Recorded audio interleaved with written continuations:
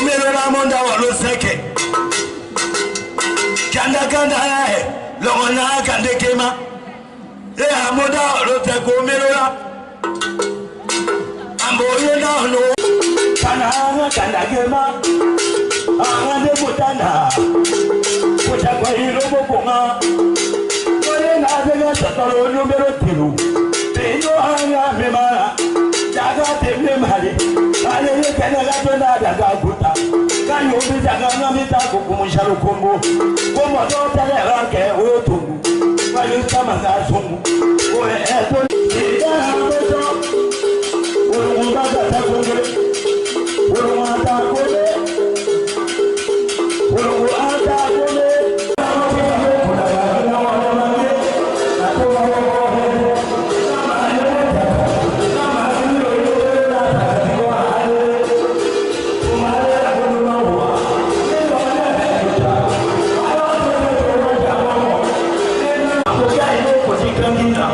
Pokoknya aku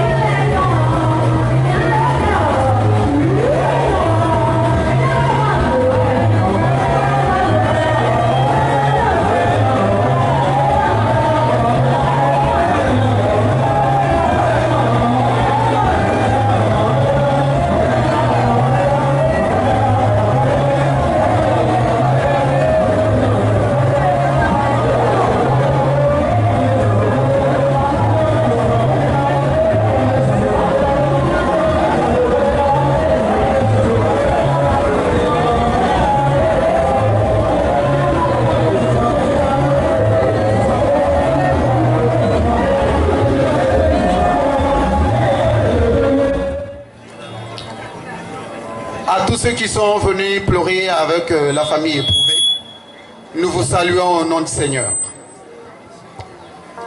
En fait, je disais que nous avons déjà largement passé le temps tel que nous l'avons chronométré.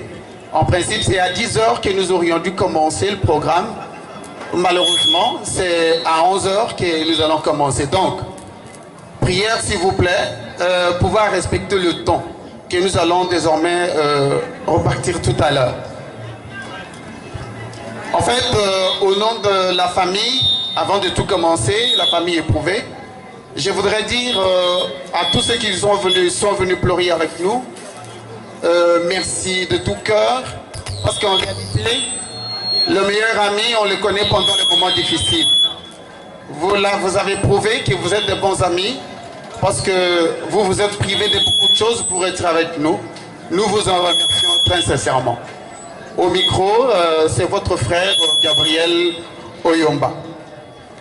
Je voudrais tout de suite vous donner les condensés de notre programme avant d'entrer dans les détails.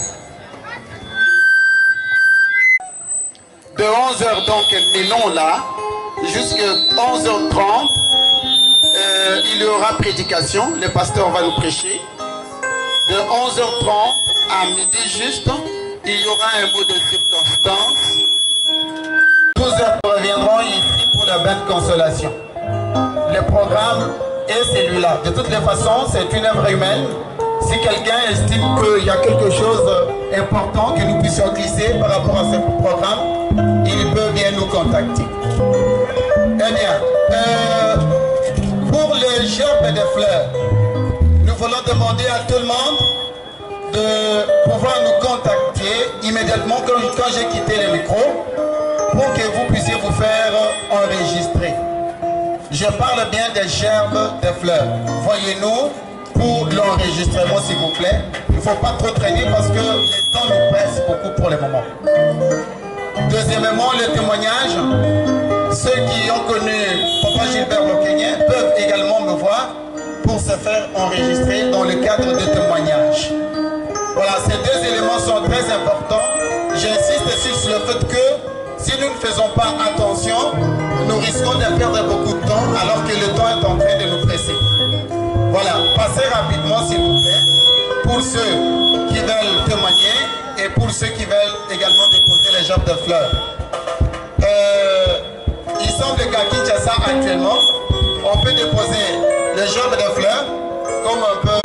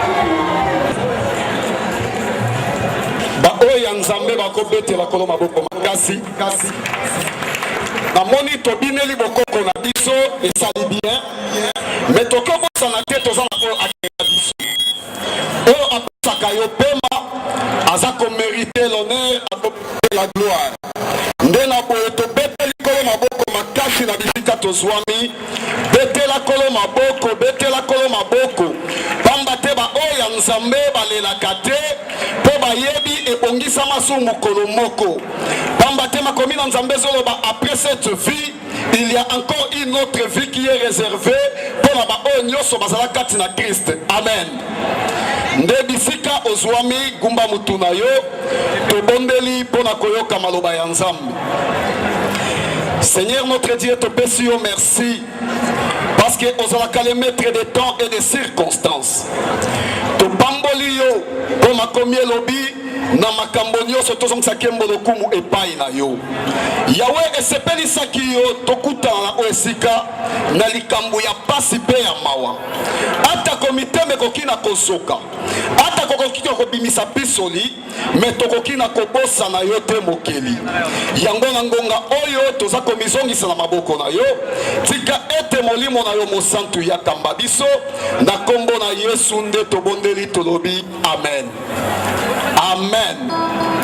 Oui, bien-aimé, nayebi ete makomi na nzambe zoloba na mukanda ya Ecclésiaste chapitre 3 verset 1 à 3 et zoloba il y a un temps pour toutes choses. Il y a un temps pour jeter des pierres et il y a un temps pour ramasser. Il y a un temps pour vivre et il y a un temps pour mourir. Nde soki otali bato na vie ya mutu toki kozala ba fete misato ya minene. Fete ya liboso mutu azalaka na yango ezalaka fete ya mbotama. Mukolo mutu abotamaka basalelaka ye bakambu oyo ye ayebaka te. Bato bakosangana bakobina baolia baomela me mutu oyo baza kosalela ye fete wana ye moko azalaka inconscient na yango. Fete ya mibale ezali oyo azwi ngolu ya kobala. Fete ya libala mutu abongisaka yango kolandisama na bamakoki na ye akosala na lolenge nyonso mpo babengami na ye baza na esengo elongo na ye. Meza na fete ya misato oyo ekokanaka lokola na fete ya liboso. Fete oyo mukolo nango ye moko abongisaka te bato misusu nde babongisaka kasi ya kokamwa na esika ya kosepela ezalaka nde na mawa. Pourquoi? Parce que la séparation a été toujours difficile. Bien aimé, ceux qui nous ont la papa na biso Gilbert oyo biso toki kobenga noko papa na biso oyo azalaki un homme généreux. Mais ceux qui nous ont lelo papa Gilbert alali ezali likambo ya biso ba etopusa na katikati na oyo esika tomituna motuna parce que nayebi eloko moko na se na moi tozali na makambo mibale ya minene to ya makasi oyo etalaka vi ya motu.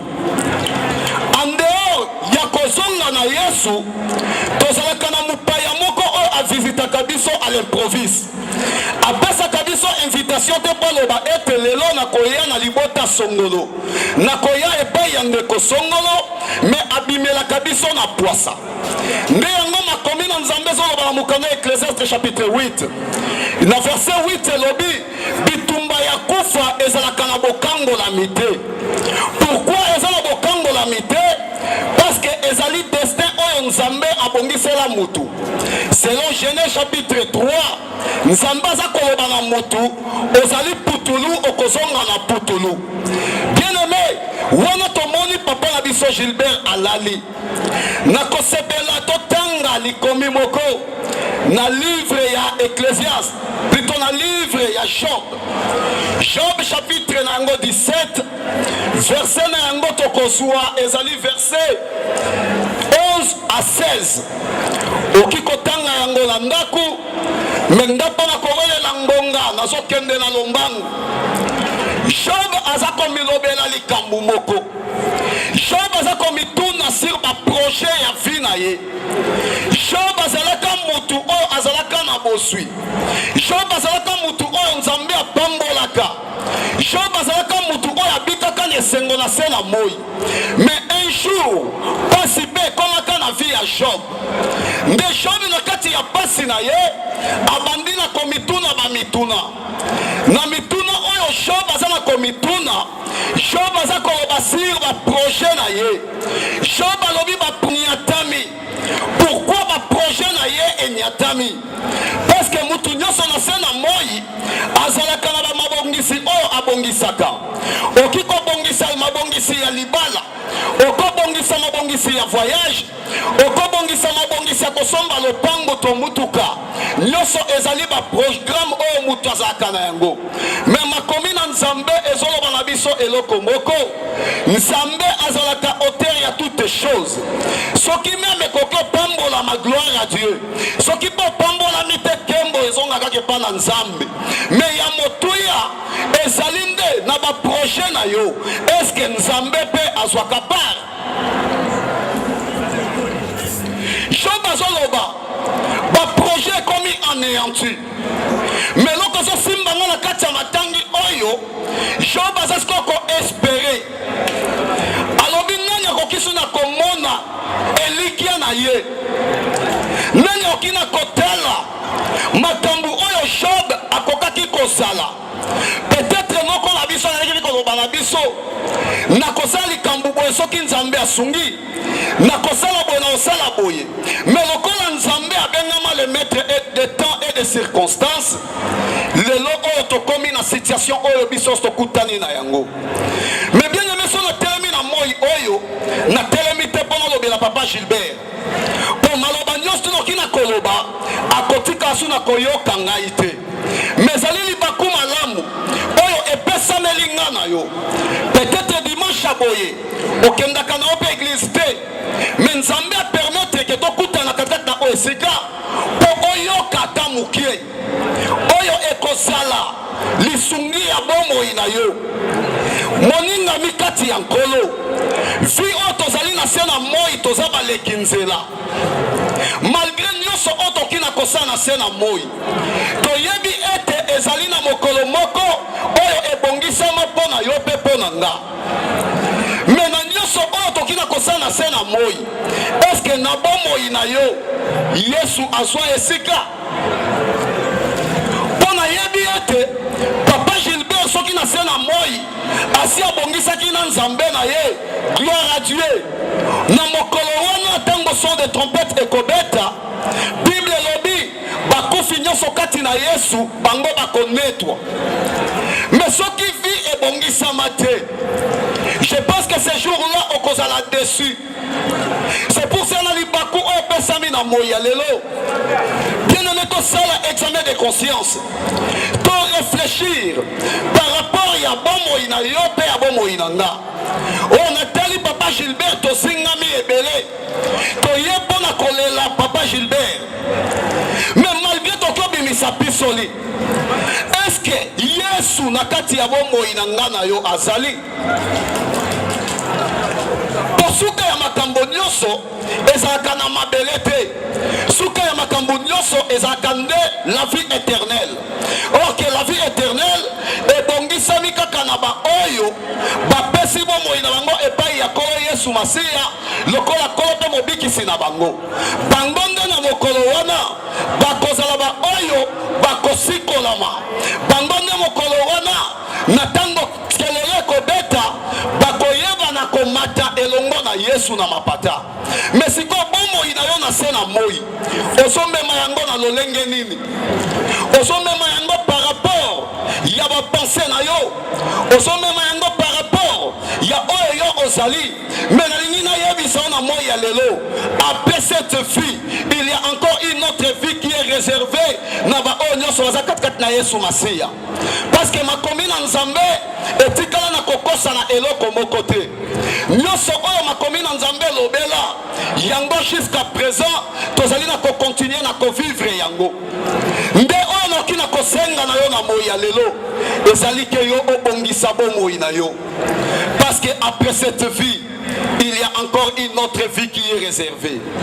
Makomi na nzambe zoloba na mukanda ya Ecclésiaste elenge sepela lia mela sala nyonso ezolinga motema na yo me yeba ete ezala na mokolo moko oyo yoko se présente liboso ya esambiselo me na esambiselo ya nkolo tangu yoko se présente oko se présente na qualité nini oko se présente lokola mwana na nzambe to oko se présente lokola mosumuki nsoka nde Yesu Masiya soki atikaka lola akitana mabele ayako kufa pona ngana yo tozwa bomoi ya seko bomoi ya seko bien aimé epesameli yo epesameli nga eza nango ya mbongo te ezali ya ofele oyo nzambe aza na kosenga yo na nga ezali ete topesa bomoi na biso epai na Yesu soki ete Yesu na vi na yo aza nano mopaya nazobondela yo na moi ya lelo ondima ye lokola kolo mpe mobikisi na yo bien aimé Yesu azali oyo akufela yo andehor na ye mosusu azali te na lolenge tosangani awa nayebi ke après quelques heures biso nyonso tout oyo tobengama bapire papa Gilbert tokobongola identité no na mesala koloba tokoma bafardc parce que tant tokoma na ye na cimetière ni mwasi na ye ni bana na ye ni bandeko na ye moko te kotikala na koloba sito papa Gilbert natikala na veye na yo meme un jour na kati ya malita mais na cimetière biso so tokoyebisa ye adieu kende malamu mais nayebi eza na moninga moko oyo atikaka baninga na ye te ezali Yesu Masiya ye oyo apesi biso promesse alobi je ne t'abandonnerai point et je ne te délaisserai point ata na kati ya pasi nayebisi yo Yesu azali ata na kati ya bisengo Yesu azali mais ya motuya ezali yo o recevoir ye na vie na yo lokola ton Seigneur et ton Sauveur. C'est pour cela ba oyo nyonso bazwa Yesu lokola kolobe mobikisi na bango babangaka kufa te po bayebi kufa ezala kandeli futi pona bango po bayebi en dehors de cette vie il y a encore une autre vie nde na moi oyo na ye koyebisa yo yo oyo nano ozotambusa vie na yo par rapport ya ba propre pensée na yo yo ozotambusa vie na yo par rapport ya oyo yo ozali na yebisi yo oyo ozali ezali pour un temps après cette vie il y a encore une autre vie qui est réservée mais po yo ozwa bomoi wana eza kosenga yo oyamba Yesu lokola kolo pe mobikisi na yo sikotala lolenge yo zomemela vie na yo okozala ya yo vie opesi yango na milangwa okozala ya yo vie opesi na kindumba okozala ya yo vie opesa na lokuta opesa na makambo oyo eza kopesa nzambe lokumu te me nayebisi yo lelo so tosangani mpo na papa Gilbert nayebi te nsima ya ntango tokosangana su mpo na nani ezali question oyo nga na yo ifo toyebaka na komituna parce que nzambe ya lola azali nzambe oyo asalaka likambo ya pamba te avant ya sala likambo avertisaka ndenge moko lelo tosangani ezali interpellation mpo na yo mpe mpo na nga tomekana na kotala lolenge ni tozomemela bomoi na biso tozomema yango na kati na Yesu to tozomema yango par rapport ya oyo biso toyebi tozali tobeteli kolo maboko makasi gumba siko mutu na yo bipai bozwami tobondela. Éternel notre Dieu, topesi yo merci. Elohim ozali nzambe oyo bapesaka yo tolite bakoki mpe na kokondane yo te parce que nyonso oyo osalaka ezalaka malamu oyo lokola bato topusani mpo tokoyebisa yo kaka kezwa lokumu mpo esepelisaki yo olelisa mitema na biso me toyebi eloko moko yo nde kaka oyo babengi le consolateur des âmes abattus.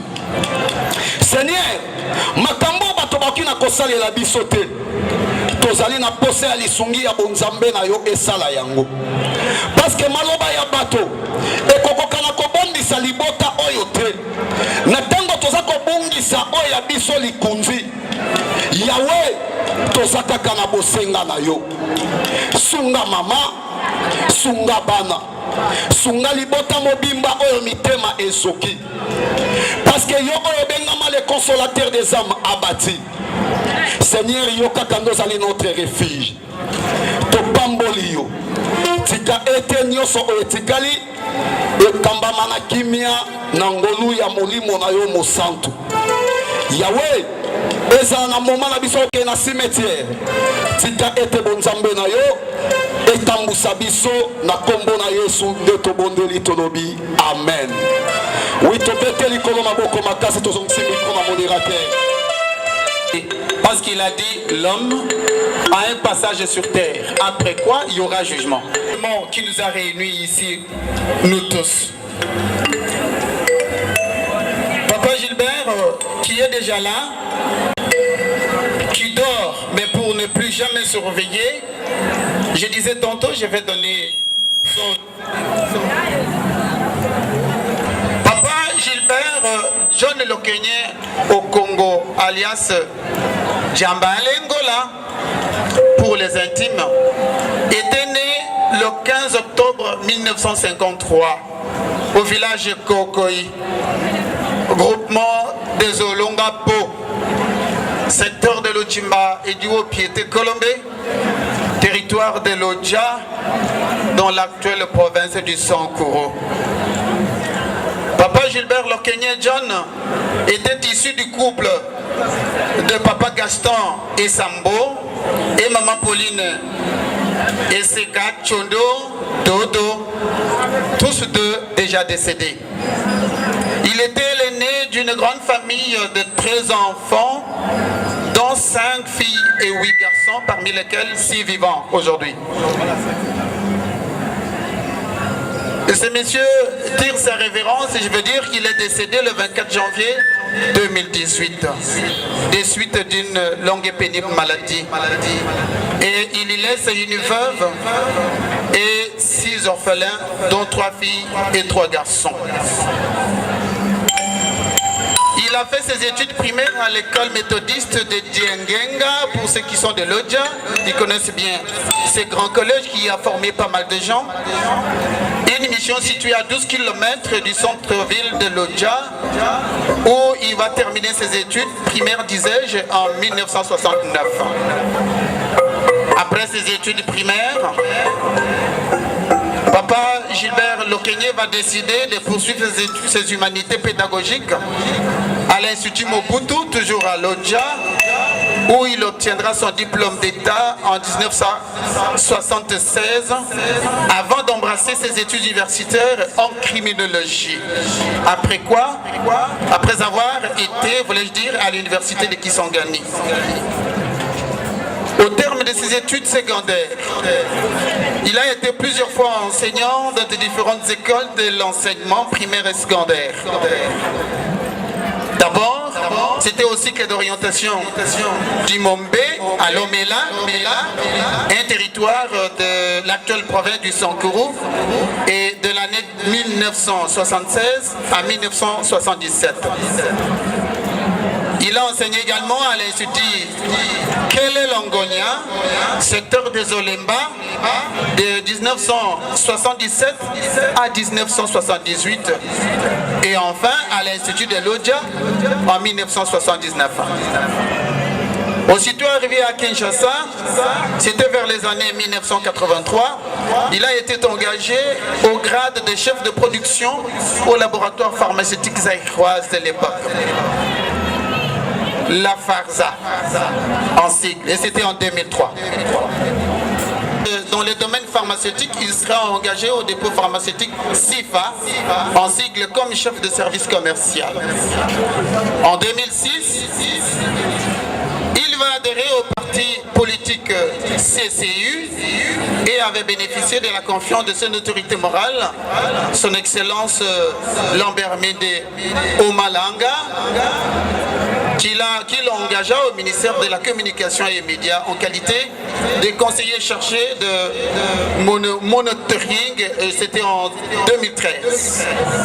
De 2013 jusqu'à sa mort, fonctionnaire de l'État au ministère de l'Intérieur et Sécurité, affecté à la commune de Limete au service de l'économie. Gilbert Lokenye au Congo.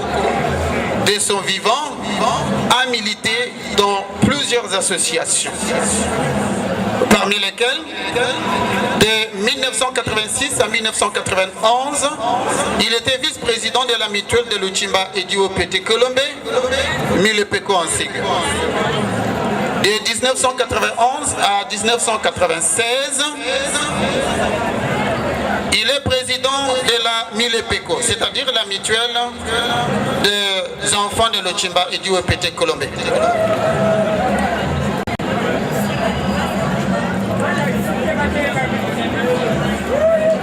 En 2018, Papa Gilbert Lokenye était président provincial de la ville-province de Kinshasa, de l'association de solidarité des Akutuana Mongo, ASA en sigle, jusqu'au jour où il quitte ses frères et sœurs qui l'ont tant aimé.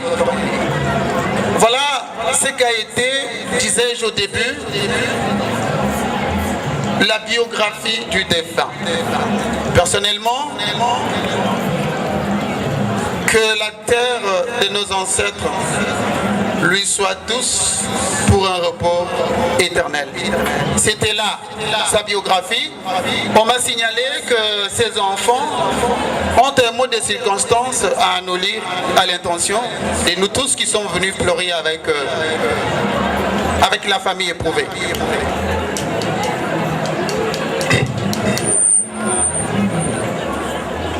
Chers parents, chers grandes et grands, distingués invités à vos titres et qualités respectifs.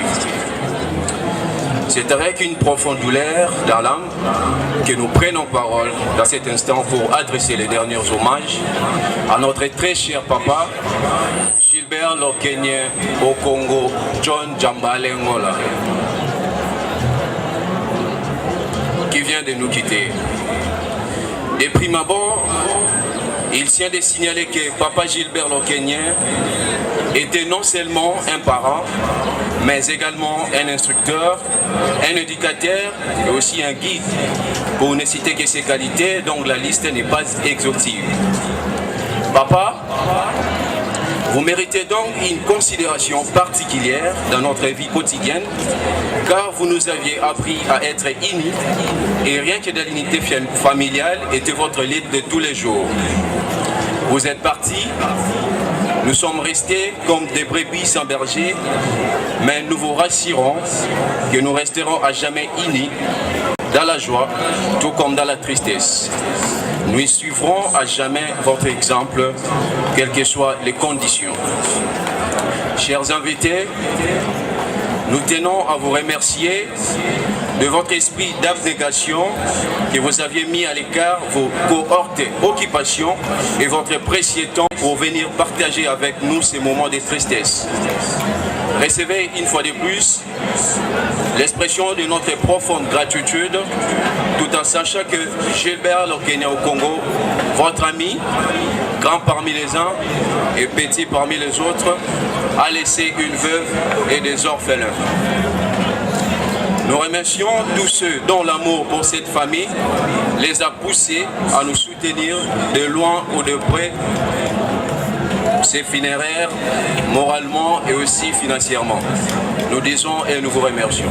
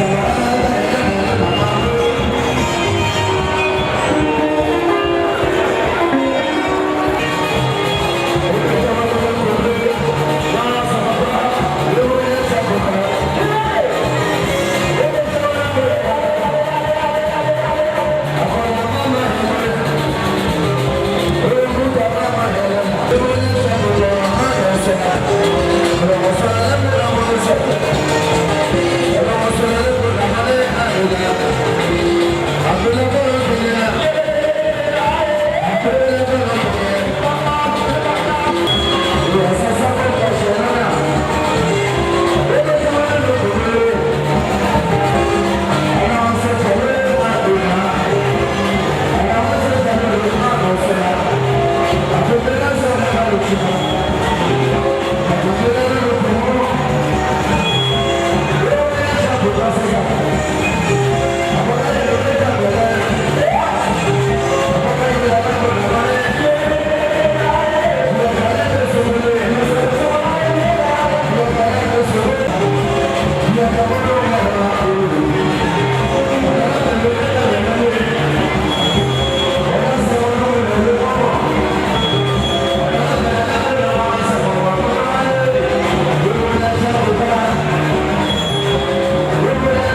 you.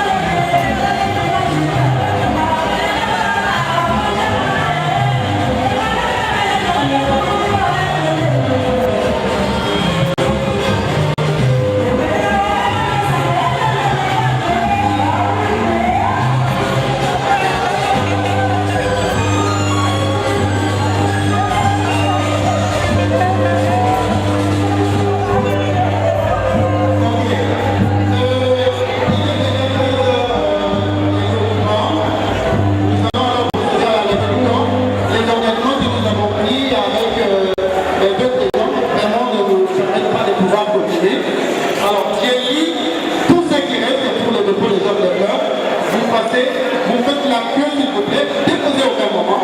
Ça va nous permettre de gagner juste quelques temps. Donc là, nous avons tous les petits fils du vin. Nous avons le promoteur de collège unité de Bakourou et toute la délégation. Nous avons les enfants de Moloch, les gens de frères de quartier de Vin, il y a des directeurs. Nous avons la famille Agnès de Chine. Nous avons la famille Lumbanzé de nous avons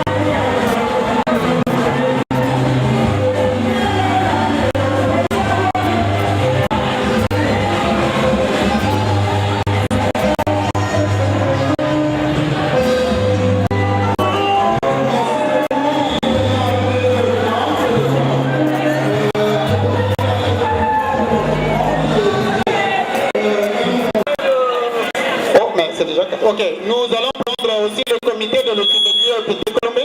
Il y a un témoignage à faire. Merci. La musique que vous attendiez un moment, c'est le moment de témoignage maintenant. Ok. Merci, monsieur le modérateur, pour m'avoir accordé la parole. Je voudrais vous rappeler un peu à l'ordre. Il faudrait que tout le public se discipline un peu, s'il vous plaît. Nous pouvons le tapis de nous presser. Et c'est parce que Papa Gilbert Lokenye, John, avait beaucoup travaillé, raison pour laquelle vous voyez ce public-là. Et après la prédication, le témoignage aussi nous instruit. Le fait de voir un grand public comme celui-ci, cela signifie que Papa Gilbert était en bon terme avec les gens. Et je prends la parole ici en qualité de son ami. Papa Gilbert m'a adopté comme son petit frère. Papa Gilbert, moi j'ai sorti de son école. J'étais avec lui tout le temps avant sa mort. Mais je voudrais remonter un peu une petite histoire. J'ai connu Papa Gilbert Lokenye, John, à partir de notre frère Félix Ngoua, Lavoisier à l'époque, quand il était le président des jeunes intellectuels de l'Odja ici à Kinshasa. Et avec mon courage, Papa Gilbert m'a adopté depuis 1988. Peut-être que j'étais encore étudiant en deuxième grade. Donc c'est une famille que je connais. On ne peut témoigner que la personne qu'on connaît bien. Moi je connais la famille de Papa Gilbert Lokenye. Je connais sa famille restreinte, sa famille biologique. Mes condoléances vont tout droit à cette famille biologique. Deuxièmement, à toute la collectivité de l'Ochimba et du Petit Colombie, à tout le Dia et à toute la province du Sankourou, parce que Papa Gilbert il n'était pas n'importe quoi. Qui plutôt, il était populaire, sociable, comme il m'a transformé comme son petit frère, on blaguait un peu avec Papa Gilbert tous les jours. C'est moi qui suis le plus malheureux maintenant, parce que je suis devenu maintenant seul. En dehors de lui, je n'ai pas d'amis. Alors, j'ai beaucoup à dire, mais vous abrégez le temps, camarades. Je voulais pleurer Papa Gilbert à partir de mon témoignage. Je n'ai pas vidé mon estomac, car bien même le temps ne nous permet pas. Qu'est-ce que je vais encore dire? Je ne fais que vous remercier et j'encourage sa famille et pourquoi pas tous les ressortissants de l'Oudja à Kinshasa qui ont connu bien Papa Gilbert. Il m'a beaucoup encadré pendant longtemps, non? Je vais vous donner le micro, camarades. C'est parce que c'est rapport avec la sociologie, c'est rapport avec tout ce qu'il avait fait comme des exploits pendant son parcours de la vie. Donc je n'ai rien dit, je n'ai dit que merci, que la terre de nos ancêtres soit douce à Papa Gilbert Lokeny. J'ai dit et je vous remercie. Du préfet Mania qui représente l'association ASA. Vous avez la parole rapidement s'il vous plaît.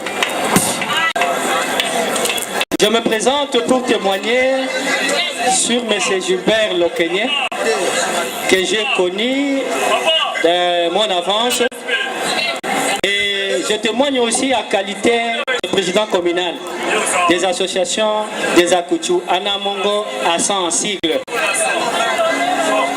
Je parle au nom de l'association aussi. Nous avons notre président de SAGE, Papa Chotia, que vous avez connu, millionnaire. C'est lui qui m'a légué le pouvoir comme comité de SAGE afin que je puisse témoigner à Papa Gilbert.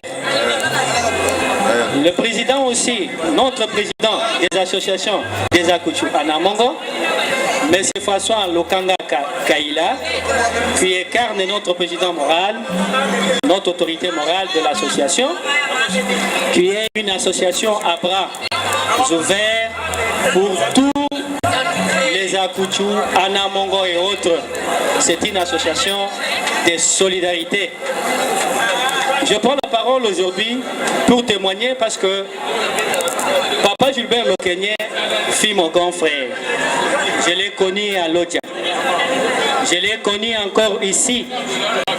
Il était parmi les cofondateurs de notre association, dans les collèges des cofondateurs. Après notre décident avec APA, nous avons connu M. Gilbert comme cofondateur. Il avait fait à ce que cette image d'association soit ternée d'une bonne image dans notre association. Il n'a jamais cessé que l'association soit de mise dans notre société de Sankourou et des Akutu Anamongo. Aujourd'hui, il nous a quittés. En tout cas, que son âme repose à paix.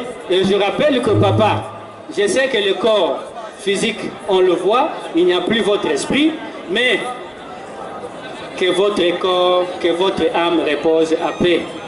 Que tu sois enterré dans la terre des ancêtres avec douceur. J'ai dit et vous remercie. Et l'association des Akutu Anamongo vous pleurera et on va toujours se servir de votre exemple et de vos conseils de chaque jour. Que les terres des ancêtres soient douces. Merci. Merci. Losaka, il m'a allé falasser, on est au côté de la Kanyouate. Demi, l'homme malakatako.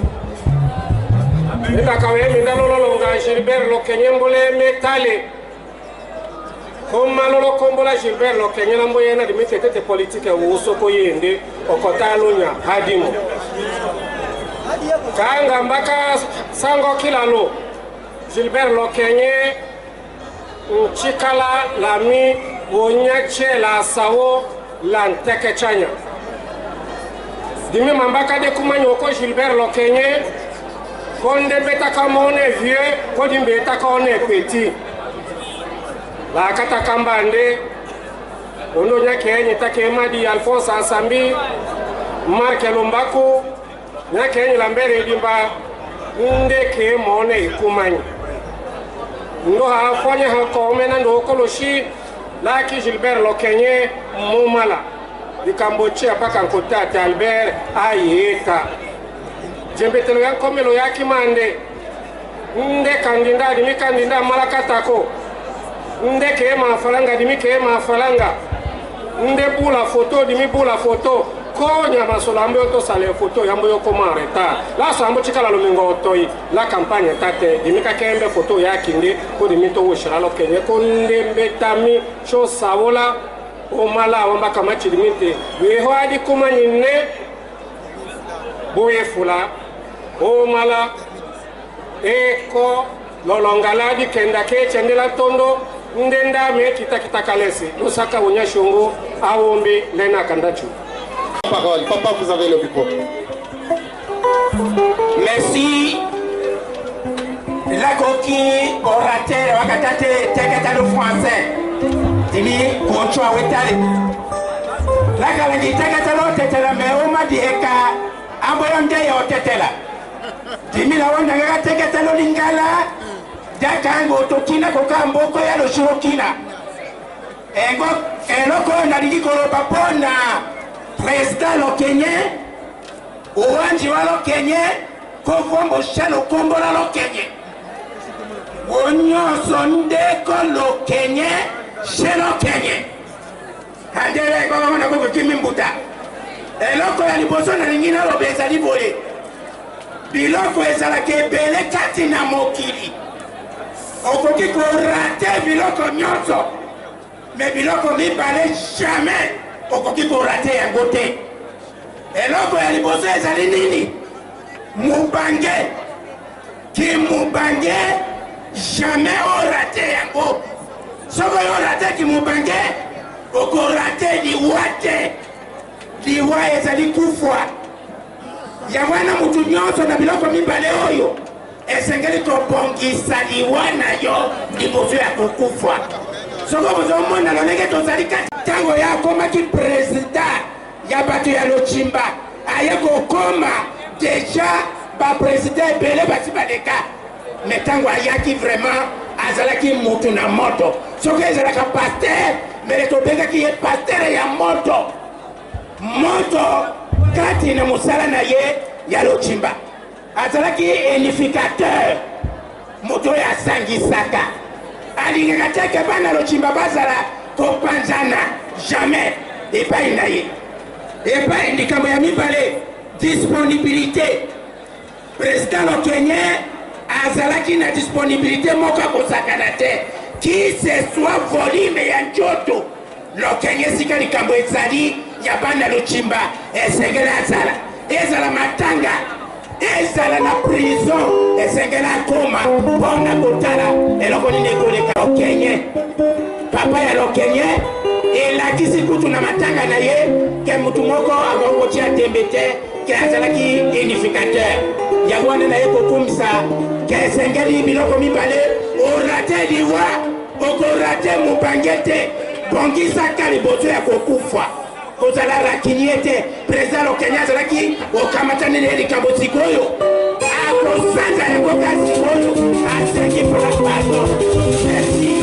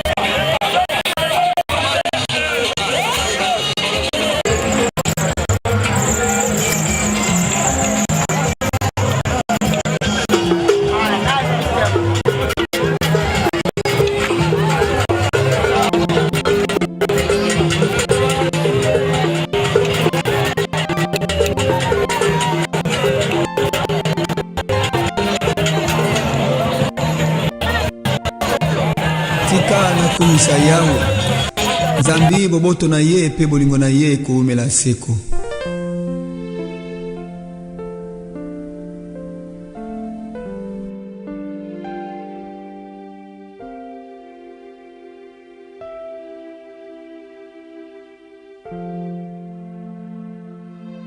Yo zalinzambe na mawa ngana tatolingo luna yo bolingo na yo pona ngai etindi na ngumamela yo yo zalinzambe na mawa ngana Mwana tatolingo luna yo bolingo na yo mpona ngai etindi nangumamela yo kolo yolingi ngai mingi namoni yango na bomoi na ngai wana nazalaki bitelengano olokotaki ngai osukoli ngai okomisi ngai mwana na yo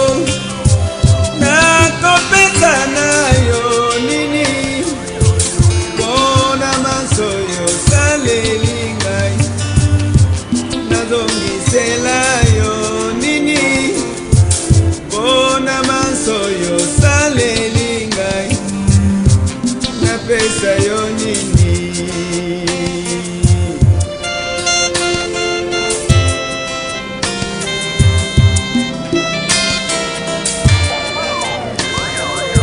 Mulingozeli nango mpona ngai Yesu namoni yango epai na moto moko te na mokili oyo nana kokolinga ngai lokola yo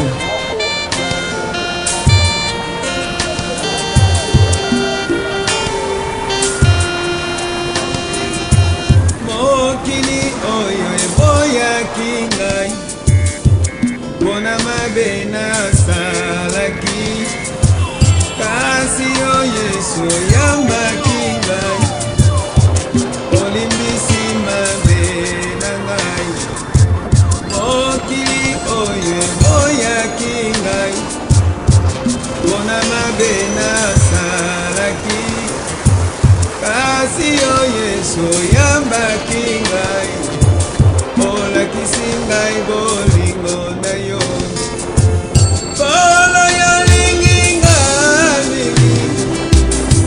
namoni yango na bomoi na ngai wana nazalaki bitelengano olokotaki ngai osukoli ngai okomisi ngai wana na yo nakopesa na yo nini mpona maso yo saleli ngai nazongisela yo nini mpona maso yo saleli ngai napesa yo nini.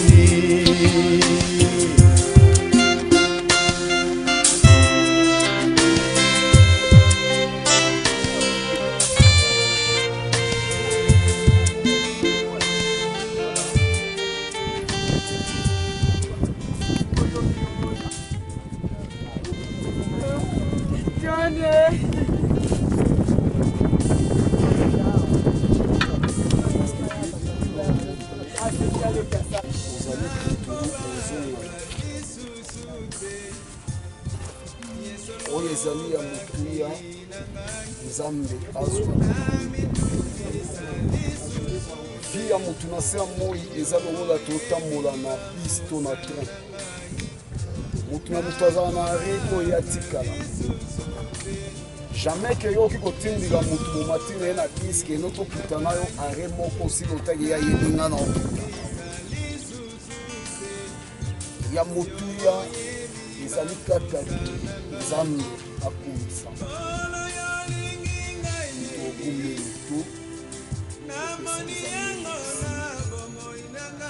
oyo ezali dernière hommage tosala totomboli mingongo tobondeli Seigneur topesi yo merci parce que oza nzambe malamu yawe tokoloba nini kwake ekozala pasi na mitema na biso me toyebi ete maloba na yo ekokisami mpo ekomami na makomi na yo tu es poussière, tu retourneras dans la poussière.